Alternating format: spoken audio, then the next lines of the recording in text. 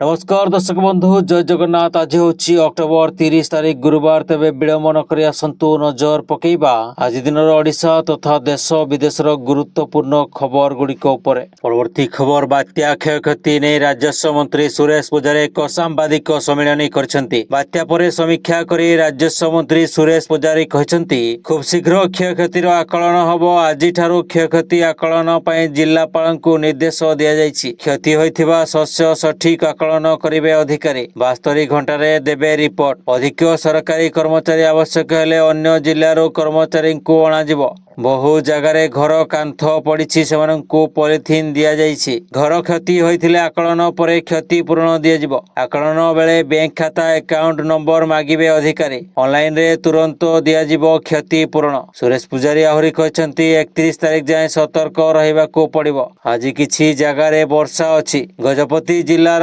Gosani block रे सर्वाधिक 150 millimetre वर्षा होइछि। छपनटा block रे 50 रु 100 मिलीमीटर वर्षा होइछि। 161 टीम बात्या मुकाबला पर नियोजित थिले। 2164 टी बात्रा आश्रय स्थली रे 19,000 लोकन को स्थानांतरित करा जायतिला। दर्शक बंधु चैनल टिकु जदि एबे जाय सब्सक्राइब करनांती तेबे सब्सक्राइब करी ऑल बेल नोटिफिकेशन आइकन टिकु दबाई दियंतु। जा फल रे प्रत्येक दिन सर्वप्रथमे आपण ताजा खबर गुडी को जानि परिबे। एवं भिडियोटी आपण केउ जिल्लारो देखुछंती कमेंट माध्यम रे जणांतु। एवं भिडियोटी को लाइक करी आपनक प्रियजन माननकु शेयर कर दियंतु। परवर्ती खबर अमेरिका राष्ट्रपति मुहरे प्रधानमंत्री नरेंद्र मोदी प्रशंसा। दक्षिण कोरिया रे आयोजित एपीसी सम्मेलन रे मोदी को भूरी भूरी प्रशंसा करने सह जड़े खूब शीघ्र भारत सह बहु प्रतिकृत ट्रेड डील हेबो बोली कहछंती डोनाल्ड ट्रंप। अमेरिका राष्ट्रपति डोनाल्ड ट्रंप केबे काहाक एवं कोन कहिबे ताहा पूर्वानुमान करबा असंभव। निकटरे जेतेबेले से एपीसी सम्मेलन रे अंशग्रहण करबाकू दक्षिण कोरिया रे पहुंचीथिले मंच उपरे ठिया होई प्रधानमंत्री नरेंद्र मोदी को खूब प्रशंसा करथिले। भारत सहित अमेरिका एक वाणिज्य चुक्ति करबाकू जाउछि। प्रधानमंत्री मोदी प्रति मोर बहुत सम्मान एवं स्नेह अछि। आम मध्य मजबूत एवं भल संपर्क रही। एथिसह विश्व मंच रे भारत सह अमेरिकार संपर्क जे केते मजबूत से कथा बखाणी थिले ट्रंप। केवल सेतिकी नुहे मोदी को व्यक्तिगत रे जे सारा विश्व प्रभावित से कथा कहबाकू मध्य से पछाई नथिले। परवर्ती खबर राज्य सरकार को तंटी रे बे बुला कुकुर कंटा भली लागी गलेनी। सुप्रीम कोर्ट को निर्देश 2 मास मध्य कार्यकारी होई पारिला नाही। सत्यपाठ दाखल होई नथिबारु मुख्य सचिव को समन करिसंती सर्वोच्च अदालत। पुणी चर्चा को फेरिला कुकुर गणना मामला। अगस्त 22 रे सर्वोच्च अदालत राय को शुणिलेनी सरकार। सेदिन विचारपति विक्रम नाथ, विचारपति संदीप मेहटा एवं विचारपति एनवी अंजारिया रोकठोक शुणाइथिले। बुला कुकुर मानकू धरी कृमिनाशक औषध दियो, टीकाकरण करी निज निज अंचल रे छाड़। हेले केते कुकुरों को बंध्याकरण कले ता रिपोर्ट दे पारलेनी राज्य सरकार। बाबू को मनमानी देखी सुप्रीम कोर्ट खपा। मुख्य शासन सचिव को निर्देश देइछंती 3 तारीख रे व्यक्तिगत हाजर होई तथ्य रख। पशुप्रेमी कहवा कथा राज्य सरकार रे प्रस्तुति नाही। केमिति रिपोर्ट देबे एजाए प्रस्तुत होइनी आवश्यक भित्तिभूमि। मानव संबल अभाव भी अन्यतम कारण। भुवनेश्वर परिसंख्यान सिना सरकार पकेट रे अछि, हेले अन्य जिल्ला रे ना कुकुरों संख्या कर्तृपक्ष जानती ना यहाकू रोकिबा लागि किछि पदक्षेप निया जाइछि। एबे देखिबा कथा सुप्रीम कोर्ट रे कोन तथ्य रखुछंती ओडिशार मुख्य शासन सचिव। परवर्ती खबर चाइना माफिया द्वारा परिचालित एक साइबर अपराध हब्र जाल रे फसी काम करुवा प्राय 500 भारतीय नागरिक म्यांमार रो थाईलैंड को पलाई आसिबा परे सेठारे अटक अछंती। सेमानकू देश को फेराई आनिबा पई भारत थाईलैंड सरकारक सह मिसी कार्य करुछंती। थाईलैंड प्रधानमंत्री अनुटिन चानभिला कोल कहिसंती जे भारत एही नागरिक मानकू फेराई आनिबा पई एक विमान पठाइबा को योजना करिछि, जे माने म्यांमार ମିଆଁମାରରୁ ଥାଇଲାଣ୍ଡରେ ପ୍ରବେଶ କରିଥିଲେ। ଗତ ସପ୍ତାହରେ ମିଆଁମାର ସେନା ଏହି ଚୀନ ମାଫିଆ ପରିଚାଳିତ କେକେ ପାର୍କ କ୍ୟାମ୍ପରେ ଚଢ଼ାଉ କରିବା ପରେ ଭାରତୀୟ ସମେତ ପ୍ରାୟ 700 ଶ୍ରମିକ ସେଠାରୁ ପଳାଇ ଆସିଥିଲେ। ସୀମା ପାର ହେବା ପରେ ଶହ ଶହ ଲୋକଙ୍କୁ ଥାଇଲାଣ୍ଡ କର୍ତ୍ତୃପକ୍ଷ ଅଟକ ରଖିଛି। ବୈଦେଶିକ ବ୍ୟାପାର ମନ୍ତ୍ରାଳୟର ମୁଖପାତ୍ର ରଣଧୀର ଜୟସ୍ୱାଲ ଏକ ବିବୃତ୍ତିରେ କହିଛନ୍ତି ଯେ ଥାଇଲାଣ୍ଡରେ ଅଟକ ଥିବା ଭାରତୀୟଙ୍କ ସ୍ଥିତି ବିଷୟରେ ମନ୍ତ୍ରାଳୟ ଅବଗତ ଅଛି। ସେ କହିଛନ୍ତି ସେମାନଙ୍କ ଜାତୀୟତା ଯାଞ୍ଚ କରିବା ଏବଂ ଥାଇଲାଣ୍ଡରେ ଆବଶ୍ୟକ ଆଇନଗତ ଔପଚାରିକତା ସମାପ୍ତ ହେବା ପରେ ସେମାନଙ୍କୁ ପ୍ରତ୍ୟାବର୍ତ୍ତନ କରିବା ପାଇଁ ଥାଇଲାଣ୍ଡରେ ଥିବା ଆମ ମିଶନ ଥାଇଲାଣ୍ଡ କର୍ତ୍ତୃପକ୍ଷଙ୍କ ସହ ନିବିଡ଼ ଭାବରେ କାର୍ଯ୍ୟ କରୁଛି।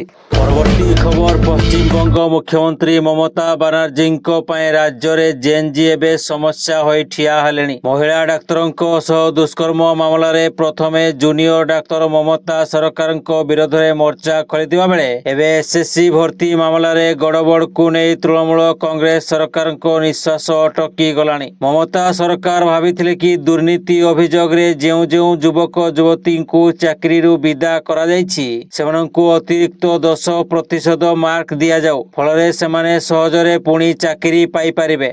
ହେଲେ ପଶ୍ଚିମବଙ୍ଗର ଛାତ୍ର ଏହା ବିରୋଧରେ ସଡ଼କକୁ ଓହ୍ଲାଇ ସାରିଛନ୍ତି। ସେମାନଙ୍କ କହିବା କଥା ଏହା ସେମାନଙ୍କ ଅଧିକାର ଛଡ଼ାଇ ନେବାକୁ ଯୋଜନା କରାଯାଉଛି। ଏହି ଦୁଇଟି ମାମଲା ନିର୍ବାଚନ ପୂର୍ବରୁ ମମତା ବାନାର୍ଜୀଙ୍କ ପାଇଁ ଅଡ଼ୁଆ ବଢ଼ାଇଛି। ଏସଏସସିରେ ଅଧିକ ସଂଖ୍ୟକ ନିଯୁକ୍ତି ବାହାର କରିବାକୁ ହଜାର ହଜାର ସଂଖ୍ୟାର ଆଶାୟୀ ବୁଧବାର ଦିନ ରାଜରାସ୍ତାକୁ ଓହ୍ଲାଇଛନ୍ତି। ତେବେ ପ୍ରତିବାଦ ବେଳେ ପୁଲିସ ସେମାନଙ୍କୁ ଅଟକାଇବାକୁ ଚେଷ୍ଟା କରିଥିଲା ବେଳେ ପୁଲିସ ସହ ଆନ୍ଦୋଳନକାରୀମାନେ ମୁହାଁମୁହିଁ ହୋଇଛନ୍ତି। ପ୍ରବଳ ବର୍ଷା ବି ସେମାନଙ୍କ ପ୍ରତିବାଦକୁ ଅଟକାଇ ପାରିନାହିଁ।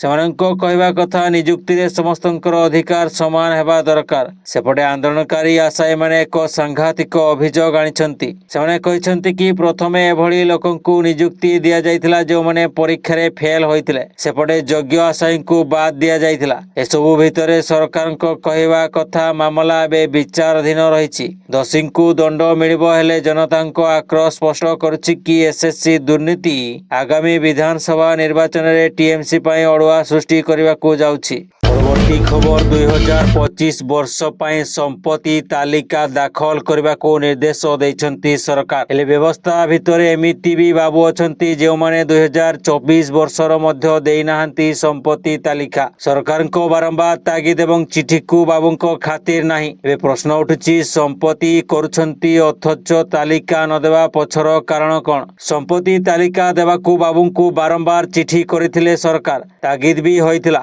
ବିଡ଼ମ୍ବନାର ବିଷୟ, ସରିଗଲା କଣ୍ଟ ଅଥଚ ବାବୁ ଦେଲେନି ସମ୍ପତ୍ତି ତାଲିକା। ଏବେ ଗଣମାଧ୍ୟମରେ ସମାଲୋଚିତ ହେବା ପରେ କଠୋର ହୋଇଛନ୍ତି ସରକାର।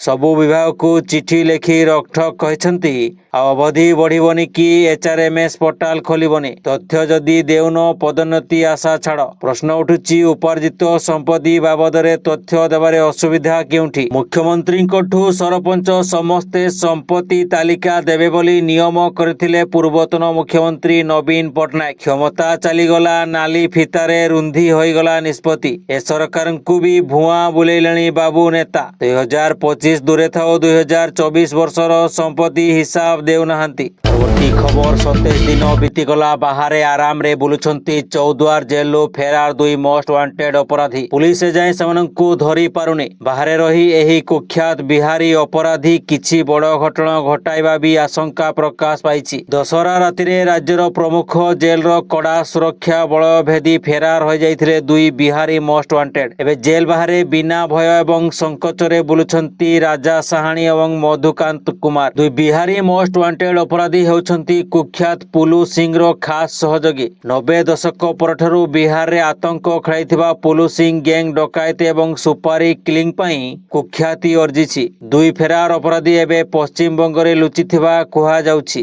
2 ଅପରାଧୀଙ୍କୁ ନେଇ ଉଭୟ କଟକ କମିଶନରେଟ ପୁଲିସ ଏବଂ ବିହାର କ୍ରାଇମବ୍ରାଞ୍ଚ ସମେତ ଏସଟିଏଫ ଚିନ୍ତାରେ ପଡ଼ିଯାଇଛନ୍ତି। ପରବର୍ତ୍ତୀ ଖବର, ସନ୍ଦୀପ ରେଡ୍ଡି ଭାଙ୍ଗାଙ୍କ ନିର୍ଦ୍ଦେଶିତ ତଥା ପ୍ରଭାସ ଅଭିନୀତ ବହୁ ପ୍ରତୀକ୍ଷିତ ଚଳଚ୍ଚିତ୍ର ସ୍ପିରିଟକୁ ନେଇ ଏକ ବଡ଼ ଖବର ସାମ୍ନାକୁ ଆସିଛି।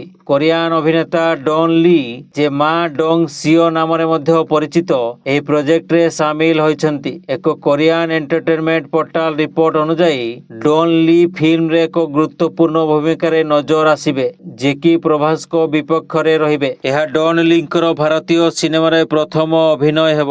ପରବର୍ତ୍ତୀ ଖବର ବାଂଲାଦେଶର ବହିଷ୍କୃତ ପ୍ରଧାନମନ୍ତ୍ରୀ ଶେଖ ହାସିନା ଚେତାବନୀ ଦେଇଛନ୍ତି ଯେ ତାଙ୍କ ଦଳ ଆଗାମୀ ଲିଗ୍ ଆସନ୍ତା ବର୍ଷର ଜାତୀୟ ନିର୍ବାଚନରେ ପ୍ରତିଦ୍ୱନ୍ଦ୍ୱିତା କରିବାକୁ ବାରଣ ହେବା ପରେ ଦଳର ଲକ୍ଷ ଲକ୍ଷ ସମର୍ଥକ ନିର୍ବାଚନକୁ ବର୍ଜନ କରିବେ। ନୂଆଦିଲ୍ଲୀରେ ନିର୍ବାସନରେ ଥିବା 78 ବର୍ଷୀୟା ହାସିନା ବୁଧବାର ରୟଟର୍ସକୁ ଇମେଲ ମାଧ୍ୟମରେ ଦେଇଥିବା ଉତ୍ତରରେ କହିଛନ୍ତି ଯେ ତାଙ୍କ ଦଳକୁ ବାଦ ଦେଇ ଗଠିତ ହେବାକୁ ଥିବା କୌଣସି ସରକାର ଅଧୀନରେ ସେ ବାଂଲାଦେଶ ଫେରିବେ ନାହିଁ। 2024 ଅକ୍ଟୋବରରେ ଏକ ଛାତ୍ର ଆନ୍ଦୋଳନ ପରେ କ୍ଷମତାଚ୍ୟୁତ ହେବା ପରେ ସେ ଭାରତରେ ରହିବାରେ ଯୋଜନା କରିଛନ୍ତି।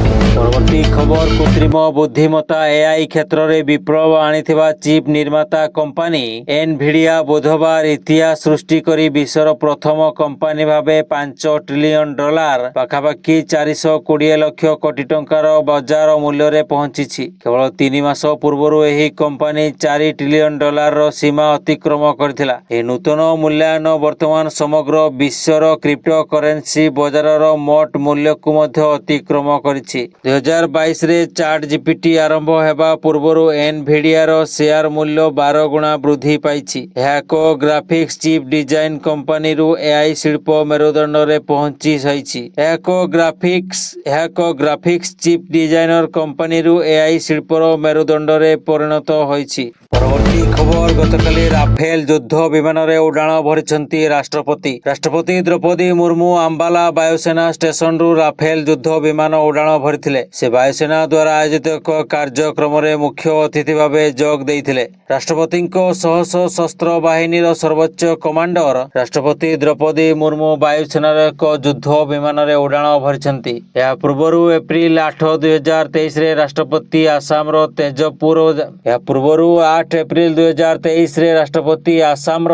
ତେଜପୁର ଆଇଏଫଏଫ ଷ୍ଟେସନରେ ଏକ ସୁଖୋଇ 30 MKI ଯୁଦ୍ଧ ବିମାନରେ ଉଡ଼ିଥିଲେ। ତେବେ ଦ୍ରୌପଦୀ ମୁର୍ମୁ ଆଇଏଏଫ ସବୁଠାରୁ ଆଧୁନିକ ରାଫେଲ ଯୁଦ୍ଧ ବିମାନରେ ଉଡ଼ାଣ ଭରିବା ପ୍ରଥମ ରାଷ୍ଟ୍ରପତି ହୋଇଛନ୍ତି।